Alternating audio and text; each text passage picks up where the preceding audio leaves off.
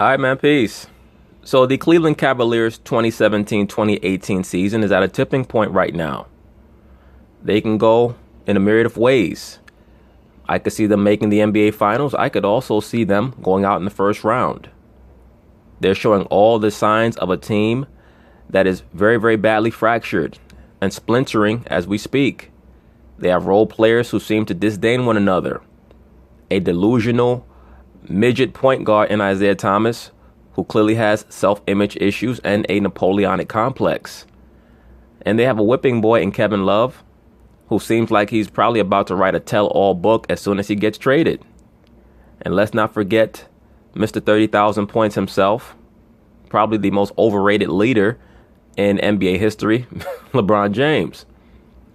All those ingredients create a recipe for disaster, or maybe a recipe for the greatest Cinderella season in NBA history. Who the hell knows? All of these things have created an environment of toxicity, and it was recently revealed that Mr. Isaiah Thomas was at the tip of the spear in the meeting, which really seemed to be a Kevin Love bash fest. This led to Mr. Shannon Sharpe James detonating on Isaiah Thomas. Of course, they're going to talk about it, and I'm going to chime in. The struggles continue for the Cleveland Cavaliers. They lost in San Antonio last night and have now dropped 10 of their last 13. After the game, Tyrese said he will be making changes to the lineup. This all comes after ESPN reported the team had a loud and intense meeting on Monday. Kevin Love was reportedly a major focus of that meeting. When you watch these highlights, you can see how slow Cleveland is. Like, they're just slow. It's very clear that they have a lack of enthusiasm on the floor. They don't like playing together, but they're also just old. So things are not really faring well with the Cleveland Cavaliers. They're obviously going to make a trade. They have no options at this point. And yesterday, Frank Isola of the New York Daily News reported Isaiah Thomas, quote, led the charge against Love in the meeting. He needed to lead the charge to some victories. Love addressed that before last night's game. That's something that we're going to keep, we tried to keep in-house. I felt like we should keep it on the court or in the locker room. Obviously, it didn't stay there. I'm going to, like I said, keep my mouth shut, do right by the organization, by the fans, and try to help this team win. I feel like a target. I mean, I think everybody, most people were a target. You know, we're trying to figure this thing out. People hold themselves at a very high standard on this team, and, you know, we're a team that feels like we can compete at the highest level. Hey, kudos to Kevin Love for his maturity in which he's handled the situation. He easily could have become very vindictive and said, well, what about you, and you, and gone through the media. I honestly think that you're going to hear a lot more from Kevin when he does get traded. And to be quite frank with you, I wouldn't blame him. Being the third option on a LeBron James team can be very stressful. It's like putting your money in a stock that either can reward you big or can make you lose your money, your sanity, and your home, your family, everything. That's what it's like playing with LeBron. And for those of you who don't know, Kevin Love and Isaiah Thomas have known each other since they were children. They played in many basketball tournaments together along the Pacific Northwest. There are even photos of them as teenagers together.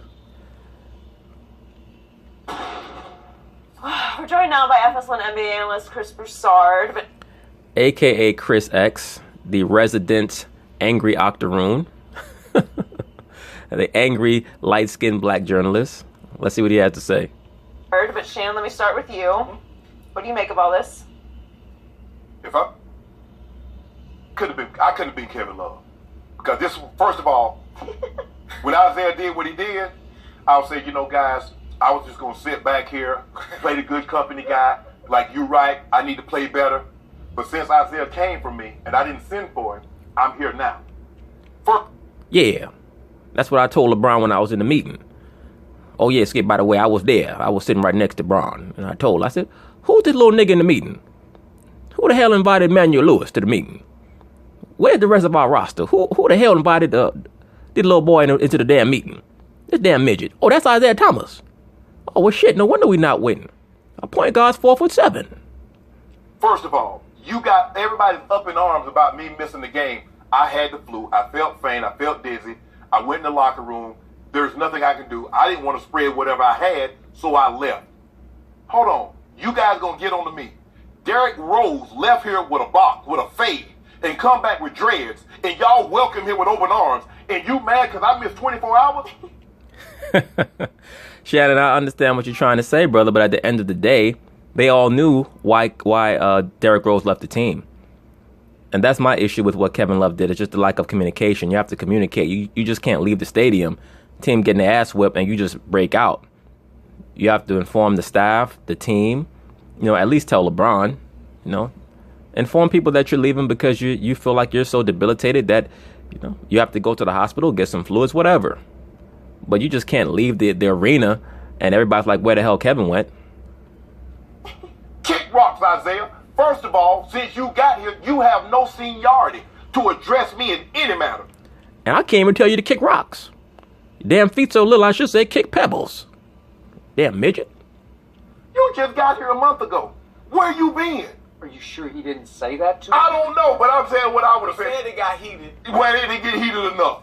He probably should have put the mitts on him. It was fiery. First of all, hey, another problem that I got with you, Isaiah, you can't feed the post. Because unless it's a fire hydrant, that's the only thing you're going to throw over. Hey, yo, Shannon going in on Isaiah Thomas. You could tell that Shannon's very upset because he understands that his boy Bron has little to no chance of winning an NBA championship this season because the Cleveland Cavaliers decided to trade Kyrie Irving for Isaiah Thomas. And now Isaiah Thomas has the gall to run his mouth when he's really brought nothing to the team thus far. But it is a long season, and I think that everyone needs to be a little bit more patient to see how much better he can get, especially if they cannot get anyone in a trade who can replace what he's supposed to be able to bring. But we'll see. So how you going to get me the ball? I'm shooting 30% when you on the court, That's and I correct. shoot 20+% higher when you off the court. That is correct. You can't guard anything. Nope. Okay, you think I'm done with him? Oh, when JR, when you played 29 minutes this before. JR, when are you going to do something other than bull jive on the court? Yes, JR, get on my last nerve. Every day I look at you, you got a new tattoo on your neck with your stupid ass. I didn't know what JR stood for until yesterday. Now I know it stands for just retarded. We need to kick your dumb ass off the team. Braun, handle this. Tristan, you making $15 million. You getting 2 rebounds a game. I told you to leave well enough alone. Your head hard.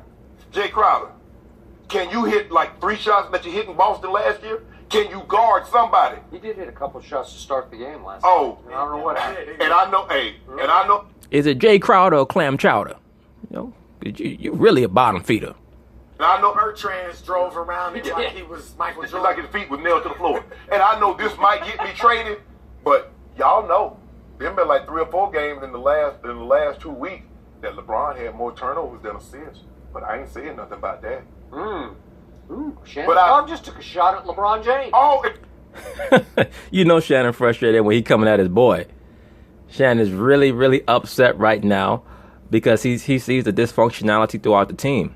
Now, yes, LeBron has been turning the ball over at an astronomical rate. He's handling the ball more, but that's what happens when you play the LeBron James system. You have to deal with the good and the bad. if we look Being at honest. Yeah. when we have a meeting, don't say we having a meeting and I want you to get what's off your chest. Because I'm going to get, not my chest, I'm going to my shoes. I'm going knee deep. Yeah, Skip. Back when I played, I could bench press 500 pounds. I got no problem getting shit off my chest. I'm telling Isaiah Thomas something to look at, bro. Luke, I don't know what y'all going to do with me or him. But one of us needs to go. One of us needs to go. Now, he's virtually impossible. Well, most likely both of y'all gonna go. Since you role playing as Kevin Love, it's most likely that both of y'all gonna go, and y'all might end up going to the same team together. That's the funny thing about it. Because he's what we call the 2. He's too small, T-O-O, and too selfish. So that basically makes him untraceable. He's a 2-guard TO. Yeah, 2. So, but one of us got to go. Because here's the thing. Kevin Love had no problem playing third fiddle to LeBron and Kyrie. He said, I'll be damned if I'm going to play second fiddle to Isaiah Thomas because he's not better than me. Well, I don't think that's the problem. I think that the issue is that he is trying to play third fiddle behind LeBron and Isaiah Thomas. The issue is that Isaiah Thomas is talking too much and not playing well enough. because he's frustrated at the discord, at the chaos that is really evident on the Cleveland Cavaliers, because they don't play a real system. They're playing the LeBron James system. So it's not like they're actually drawing up plays. They're pretty much just telling Isaiah, look, LeBron's going to bring the ball up. You stand right there. He'll pass you the ball if you're open. If not, he's going to dribble, drive, and kick out to JR. That's basically their offensive game plan. So Kevin Love, basically, his job was to stand in the corner before, but now that you have Isaiah Thomas back, now they're competing for opportunity for who gets to stand in the corner. So it's a comedy of errors right now in Cleveland. Isaiah Thomas thinks he's a superstar after one good year. Well, you're the one who said that he was going to replace Kyrie, Shannon. Russell didn't become a superstar after 1 year. Steph didn't. James Harden. Put some time in, bro. You think, because you a second team All-NBA, now you on Bron level. So, LeBron's closer to greatness than I. Really, dude? Hey, Kevin Love, you a lot nicer than old Sharpe. Because, boy, when we get in this meeting, see, now I get to be the real me. I ain't got to be professional. Ain't no cameras there.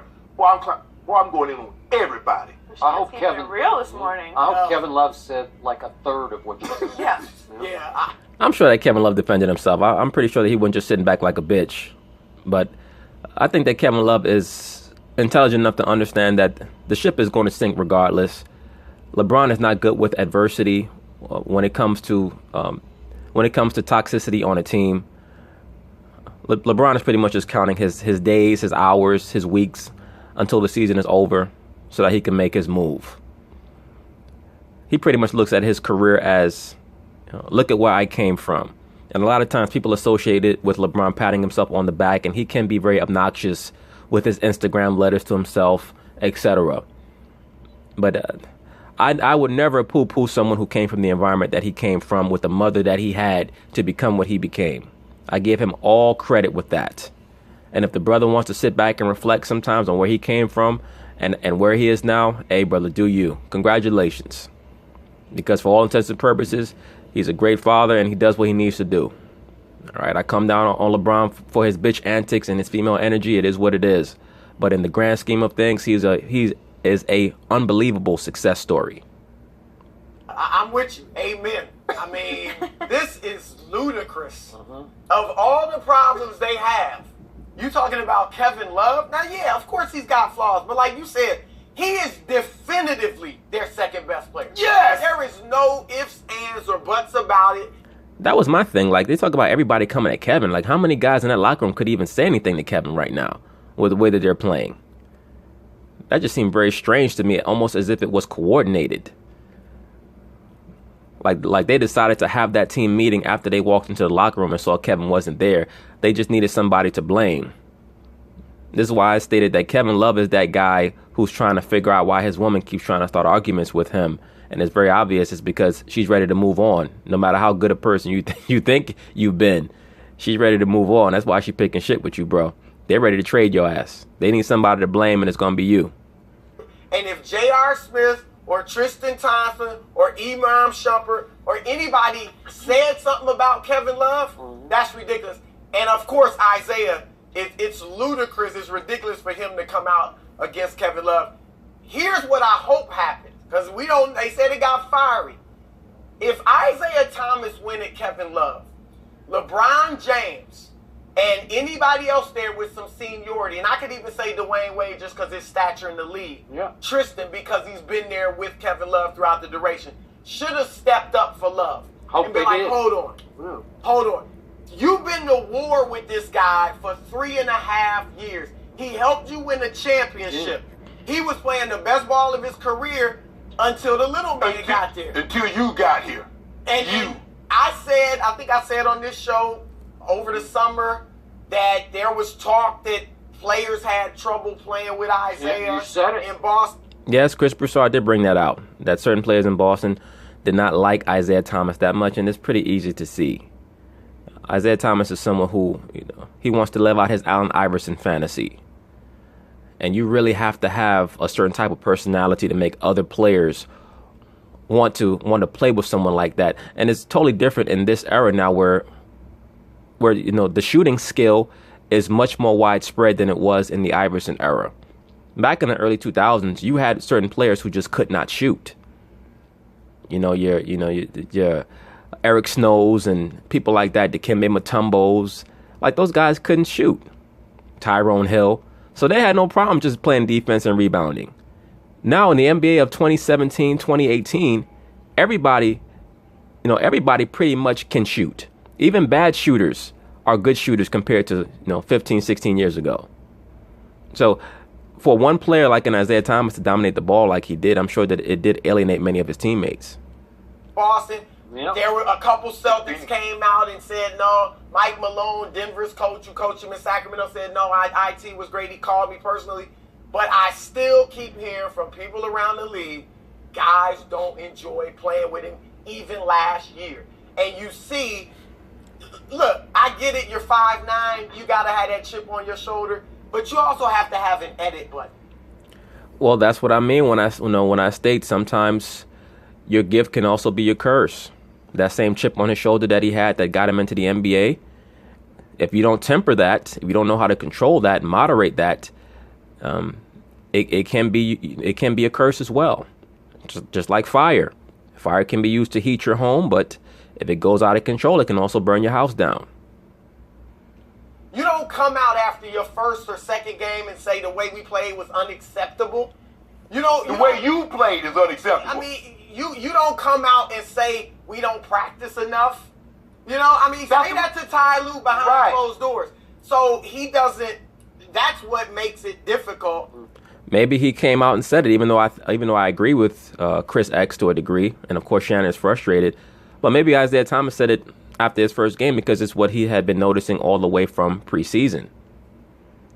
It's an issue that he found to be pervasive all the way from back then. And sometimes players go to the media because they see that the coach is a coach only in name, that he has no real power behind the scenes. Maybe LeBron James is the one who's establishing the practice schedule, and Isaiah Thomas is frustrated with that. And you see what's going on with this situation. I mean, it's been bad. So, no, I'm with everything Shannon said.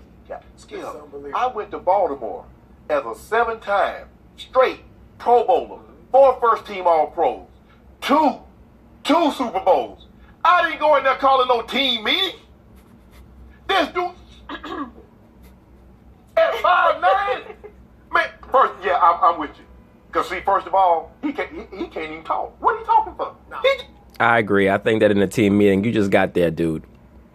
Like, fall back. They should have to come around to you and say, Isaiah Thomas, what do you think? It probably one of those things where it was an open floor and they say, okay, who wants to speak first? And Isaiah Thomas jumped up. Me. He just got here. You should be sitting there, yeah. You should be sitting there listening. You just got here. You an invited guest. Me? Yo, Shannon looked mad as hell. Skip, I hate his little ass. Honestly. I know, now because of him, I hate all little people. I can't watch Different Strokes anymore. I hate Gary Coleman. Myself and Isaiah Thomas. That's who that guy is. And you kept saying he's coming back, and I kept saying be careful what you wish for. I didn't wish for him to come back because he said he's gonna average 30. I said, Skip, he ain't gonna average 30. That's what he said, and I be Derek Goodman if he ain't trying to average 30. Are you saying that Skip is right? Skip, you right, Skip. I'm sorry, Skip. I'm sorry. Yeah, and beyond that, you were wrong about him being able to replace Kyrie. That's what the frustration is about. You don't care if he was going to average 30 because you thought that would be what they would need in order to replace a Kyrie, somebody who could give you about 25, 26 a game. I mean, he was giving Boston 29 a game last year, so why do you think that it was out of the ordinary for him to believe that he could average 30 playing alongside LeBron? You right on this one. Okay, I think we're in the twilight. But even I didn't see the audacity of this little man to walk in the door and say, I'm LeBron's co-star. We're equal. Yes! We're 50-50, right? Yes! And right away, you were making jokes about, he said that? I'm not really surprised. I mean, that level of hubris is what has gotten him into the NBA. What? And right away, when he went back to Boston, he did punk Danny Ainge. He did. He waited until late in the first quarter to make his grand entrance back into his house. And what happened was that, at least for 1 year, you could argue for both years, the idolatry he experienced in Boston where there was a star void, and they loved their Celtics, but all of a sudden, oh, we got Isaiah, our little Isaiah, and he's cute and cuddly, and as you said, he's easy to relate to, and so they loved him because he was really good last year. Until they ran into, and he obviously got hurt against Cavaliers, but then he comes in here like he's in Boston still with idolatry and thinks that Cleveland is going to embrace him as if he's the star and the driving force of this team. Well, I think that he came into Cleveland more with the mentality that I'm going to make the best of this situation. I'm playing with LeBron James, so even though I won't be the alpha dog, I'm going to get mine because I have to play for this max contract. And in addition to that, in the process of me trying to get mine, I should also be in the position to win a championship possibly. And I can showcase myself on a wide stage. I don't think that he came to Cleveland thinking that he was going to receive the same amount of adulation as he received in Boston. I don't think he's that delusional, but then again, you never know. And when I read the report from Frank Isola, he led the charge against Kevin Love, who he's basically eliminated from the offense. That was laughable to me. What? Right, Skip, but what does that tell you? If he led the charge against Kevin Love, the same person who he eliminated from the offense, that means that he's telling Kevin Love, I don't want you here because you're a threat to my numbers. I need to get my numbers. Over the last 3 months of the season, I have to get my average up to around 25, 26 a game so I can show all my potential suitors in the offseason that I'm worth that max contract. And I can't do that with you here, Kevin. You got to go. What? Not the report wasn't laughable. The fact was laughable. The fact that who just got there. What? Did you watch him last night? I thought he was on a slip and slide. It was almost embarrassing. He was awful last night. He looked like a little... Well, what did you expect? He was the worst defensive player in the NBA last year when he was healthy. So now with a bad hip, I mean, come on. He can't guard anybody anyway. But you should talk about how your boy LeBron James is ranked 378th in the NBA in defense. Talk about that. Like a little, because he's small too, but he looked like a little kid out there with men, and he's falling all over the place. And I don't know if his hip is not quite right yet. Maybe. But see, what the thing is, though, he's in a contract year, and he keeps talking max contract. I don't see it. No. Maybe you... No, he's not getting a max contract, Shannon. You and I both know that. There's nothing that he's going to be able to do to get a max contract. He's, if he's not 30 years old, he's about to be 30 years old. He's 5'8.5". He plays no defense. And the word is going around the NBA that he's tough to play with. So he'll be lucky to find himself on a team that will even start him next year, especially coming off of a hip injury. Maybe you see it, but I don't see someone giving this young man $25, $30 million for skill.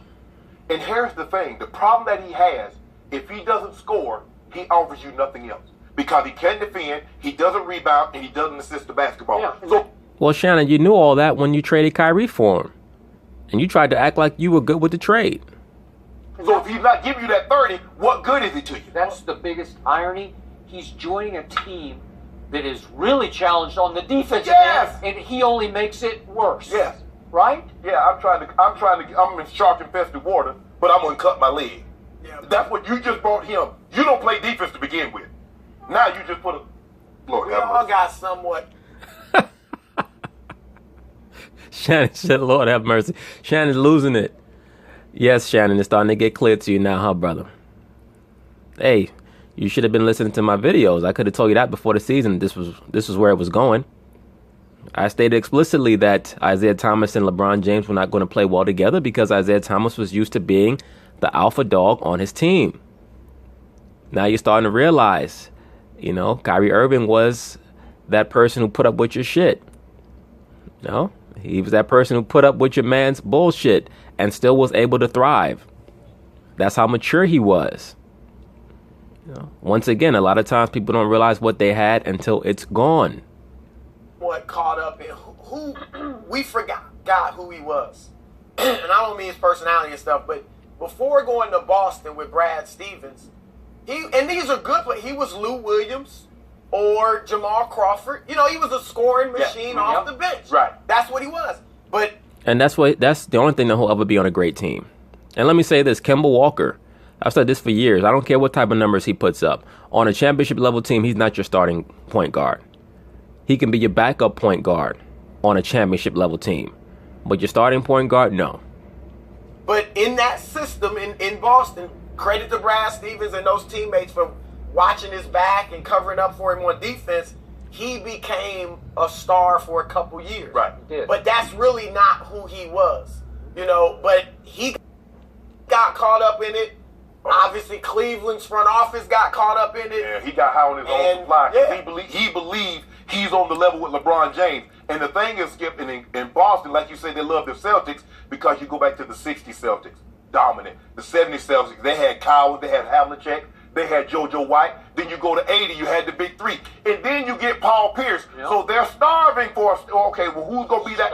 Who's going to be that next guy? And here come a little relatable 5'9" guy like, oh my goodness, you see little Dynamo? It was just like Muggsy Bogues. Muggsy Bogues was 5'3". Everybody loved him in Sharpe.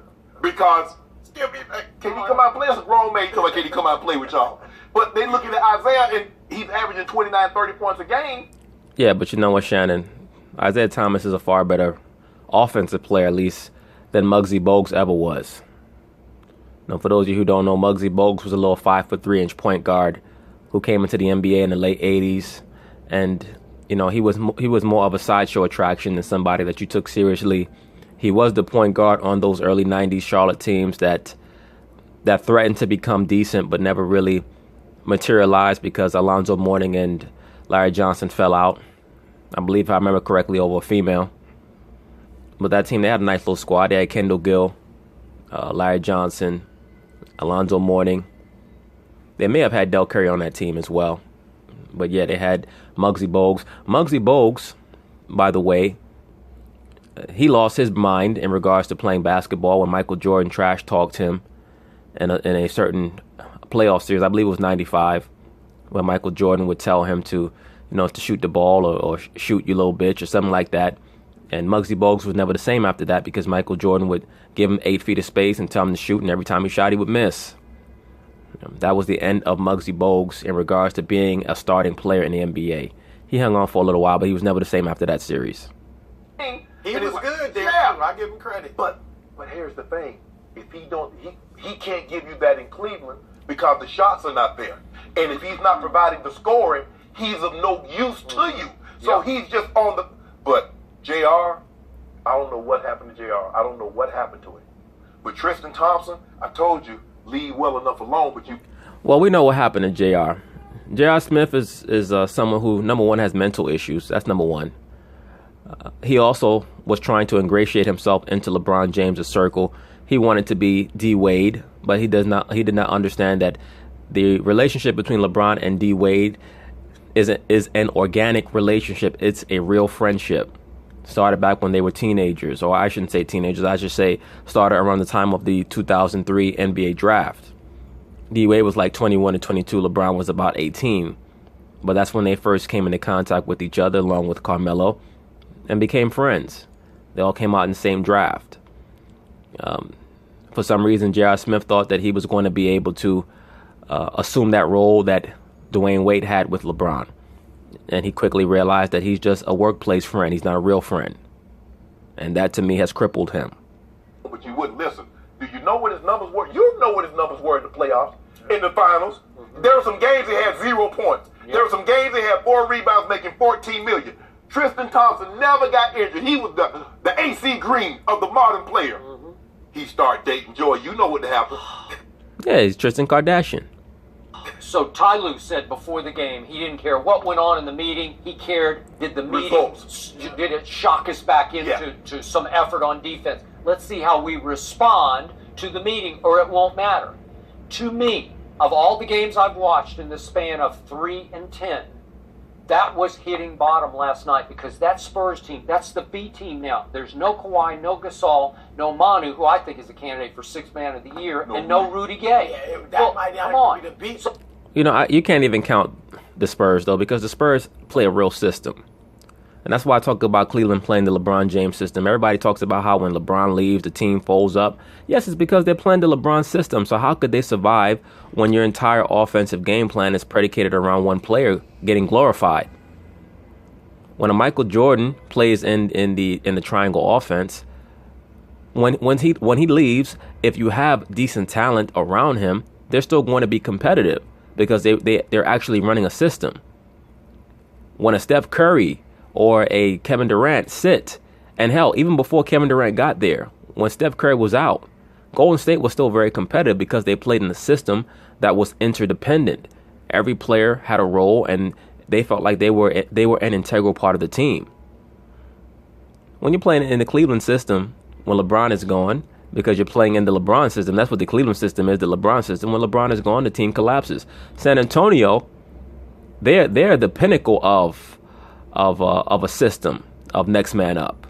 So it's never a surprise to me when they play well, even when their quote-unquote stars are out. So Davis Bertans is guarding LeBron half the night. I'm like, what? And driving by Jay Crowder like... Yeah, well, and they win 114 to 102 because every 50-50 ball, every loose ball, the Cavs are just watching DeJounte just dive on the floor and grab it, stealing the ball from him. Dude has 7 steals. They did not respond. They did not respond. They just they're just dead in the water. You know, they're just drifting through games. I've never seen anything like it before. Body language is horrible. They played deep for the first quarter. They did. They gave up 25 points. Mm-hmm. And then from that point on, they got ran through like going through an elderly person. Yeah. And I mean, it was ridiculous, Skip.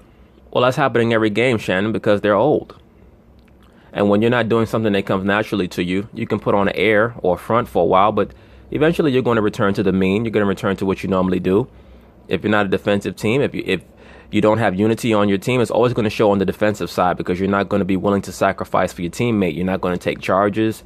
You're not going to try to help on the weak side. You're not going to try to double down on the baseline. Things like that you're going to see on teams where the players don't get along. I'm telling you, until they make a move. He's off. He says he's off. Until they make a move, I'm not LeBron. I don't think there's any major moves coming. They made it George Hill. Okay, is George Hill going to change your life? Well, here's the thing. Thank you, Skip. They're talking about George Hill. That shows you how desperate they are. If you get George Hill, he can play the 1 or the 2. Right. He is a good 3-point shooter. So my guess is they'll start with him and Isaiah in the backcourt, right? No. But I think that's where they'll start it off. Trade Isaiah for Kimber? Well, what I was gonna say, no. Mike, you think Mike doing that, Michael Jordan? Yeah. Because Mike, he gonna be off your books. Kimber making $12 million. Isaiah only making $6 million this year. He gonna be off your books next year. I would start Hill at the point. Now you don't have a 2 guard. That's the problem too. But why did Ty Lue has to make the tough decisions? Why did Isaiah automatically get inserted into the starting lineup? It's because he was expected to replace Kyrie. Hello. Well, why wouldn't he be? Now, according to Ty Lue, he's supposedly making some personnel change or some rotation changes. So I'm sure that's going to include Isaiah Thomas, most likely playing far fewer minutes with Kevin Love on the floor. But Isaiah Thomas was brought to the team to start. He wasn't brought to the team to come off the bench, Shannon Sharpe.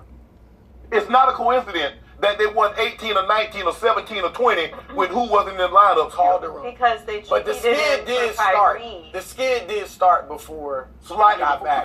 because you know why? They anticipated him coming back. You know what? I tweeted 10 days ago that the Cavs are better with Calderon in the lineup in place of Isaiah. Yeah. Seriously, and you can laugh at that, but they're just better. They're a better basketball team. That's why Hill in that spot. Yeah. Hill's obviously a much better version than Calderon. Yeah. He is. So maybe that's why I'm thinking. Maybe you go there. So LeBron needs to make the call. How does J.R. That's Smith correct. play 29 minutes and I'm on my couch and he and I have the same? I couldn't believe it. I look at the damn stat sheet. The man got the same stats as me. Donut. I call LeBron. I said, shit. Baby, get my jersey ready. No, I'm going to play right next to you. I'm going to play shooting guard. You wear number 23. I wear number 23.5. Shannon Sharpe James back on the court. The same amount. How did that happen, Chris Broussard? JR's game has totally disappeared. He's having a meltdown. I've already stated why. He thought he was LeBron James's buddy. And he was forced to realize he was just LeBron James's stand-in buddy. Because once D-Wade comes on, you're going to see the difference between a real friend and a workplace friend. He got to go. They got somebody. Chris Broussard. You know I'm the biggest Cavalier fan, but I got to go. I'm gone. I'm out. I told Brian and Savannah last night when we was at dinner. I said, "Hey, baby, if you don't make that trade happen, I can't support you because I don't associate with losers." And that Cleveland Cavaliers, that's some bullshit. I'm out.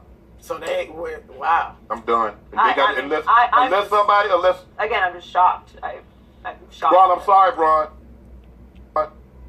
Well, Just look, contextually, and look, you can only I'm sorry, Braun.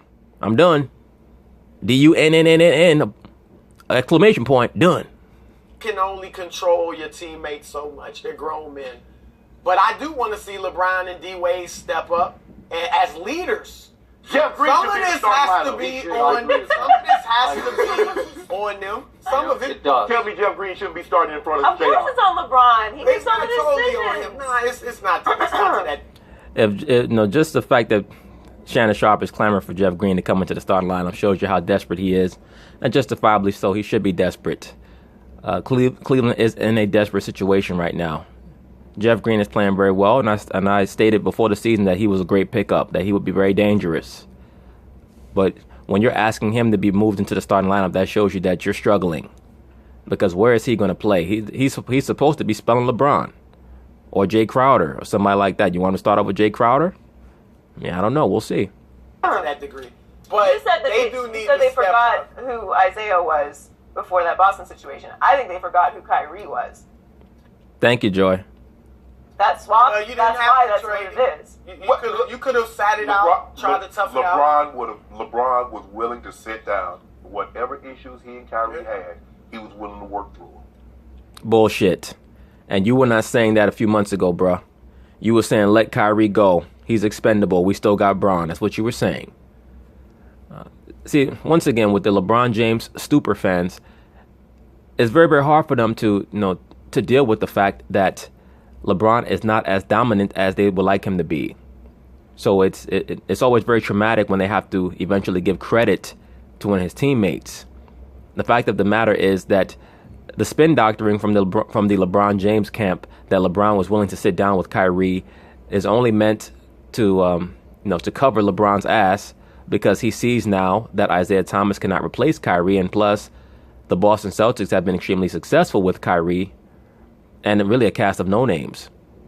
Now, lately they've been struggling, but you would expect them to kind of come out the doldrums, even though I think that Boston is, they're lacking in talent to the point where they're going to have to either make a trade for a big name to help Kyrie, or you can expect them to possibly get bumped in the second round of the playoffs. It wouldn't shock me. Once again, I think that there are teams in the East that they don't match up well with. I don't think they match up well with Washington at all. But we'll see. But do I think that LeBron was legitimately ready to sit down with Kyrie? No, I don't. I think that LeBron was ready to let Kyrie go. That's why he stated in the press conference he was calling him the kid and all that other stuff. He was trying to sun him. So he does not know how to communicate with a brain like Kyrie. What LeBron I'm should not have sure done? Kyrie was. Yeah. No, Kyrie wasn't. What LeBron should have done when they came to him and said, "Look, we could get Paul George and Eric Bledsoe for Kyrie if you sign on to stay." I don't know if it was For 3, 1 4 year, years, yeah. but maybe just next year. Yeah. Because George was willing to stay at least next year. With LeBron. Should have done that. Because next year the free agent landscape will look better for LeBron It would. anyway. I agree. We got Well, we might sign Chris him will for be back this later in the show. He'll be in LA next year. But anyway, that's the latest occurrence in Cleveland Cavalier land. We'll see what happens down the line. I just don't see how this team is going to be able to resurrect itself at this point right now without a major trade. And I believe that they will make a major trade. I think that if they stand pat, I could see anything happening. I could see them going out in the first round. I could see LeBron trying to carry the team on his back all the way to the finals. You never know, but they will have to make a trade. But anyway, peace.